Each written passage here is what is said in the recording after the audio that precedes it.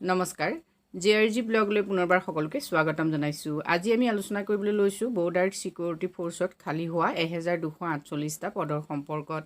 অৰ্থাৎ সীমান্ত সুৰক্ষা বলত খালী হৈছে 1248টা ট্ৰেডছমেন কনষ্টেবলৰ পদ।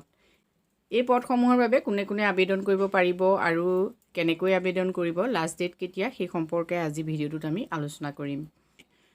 প্ৰথমতে চাওক BSF Recruitment 2023 ষ্টাৰ্টিং ডেট কেতিয়া আছে। অনলাইন ষ্টাৰ্টিং ডেট হ'ল 12 ফেব্ৰুৱাৰী 2023, অৰ্থাৎ 12 ফেব্ৰুৱাৰীৰ পৰা ইতিমধ্যে BSFৰ এই কনষ্টেবলৰ পদবিলাকৰ বাবে অনলাইন ষ্টাৰ্ট হৈছে আৰু ক্লজিং ডেট হ'ল 10 মাৰ্চ।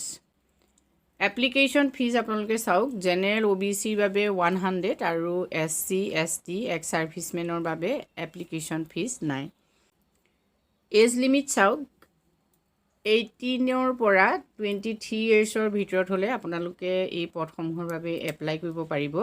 ইয়াতে গভৰ্ণমেণ্টৰ ৰুল অনুসৰি এজ ৰিলেক্সেশ্যন থাকিব আৰু জব লোকেশ্যন হ'ব এক্ৰছ ইণ্ডিয়া। কোৱালিফিকেশ্যন চাওক, BSF ৰিক্ৰুইটমেণ্টৰ মেট্ৰিক পাছ হ'লে আপুনি আবেদন কৰিব পাৰিব, কিন্তু যিটো ট্ৰেডৰ বাবে আপুনি এপ্লাই কৰিব সেই ট্ৰেডৰ ITI চাৰ্টিফিকেট আপোনাৰ থাকিব লাগিব। অৰ্থাৎ ITI হোল্ডাৰসকলেহে এই পদসমূহৰ বাবে আবেদন কৰিব পাৰিব। এতিয়া ভেকেঞ্চি ডিটেইলছত আপোনালোকে চাই লওক। মেল কেণ্ডিডেটৰ বাবে 1222টা পোষ্ট আছে আৰু ফিমেলৰ বাবে আছে 64টা।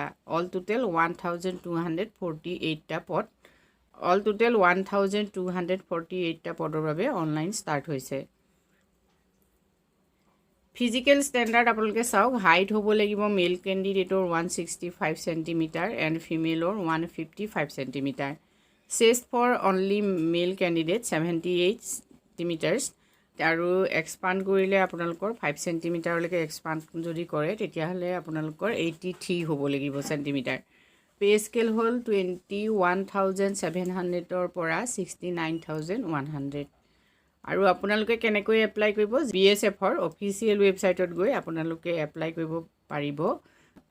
এই পদসমূহৰ বাবে আপোনালোকে এপ্লাই কৰাৰ আগতে নটিফিকেশ্যনখন চাই ল'ব। তাত কিছুমান নিৰ্দেশনা দিয়া আছে, সেই নিৰ্দেশনাখিনি চোৱাৰ পাছতহে আপোনালোকে পদসমূহৰ বাবে এপ্লাই কৰিব। আৰু নটিফিকেশ্যনখন মই ডেছক্ৰিপশ্যন বক্সৰ লিংকত দি দিম, তাত গৈ আপোনালোকে সম্পূৰ্ণ তথ্যখিনি চাব পাৰিব। আজি ভিডিঅ'টোত আমি এইখিনি তথ্য আপোনালোকৰ বাবে দিছোঁ। যদি ভাল লাগিছে কমেণ্ট কৰি জনাব। ধন্যবাদ।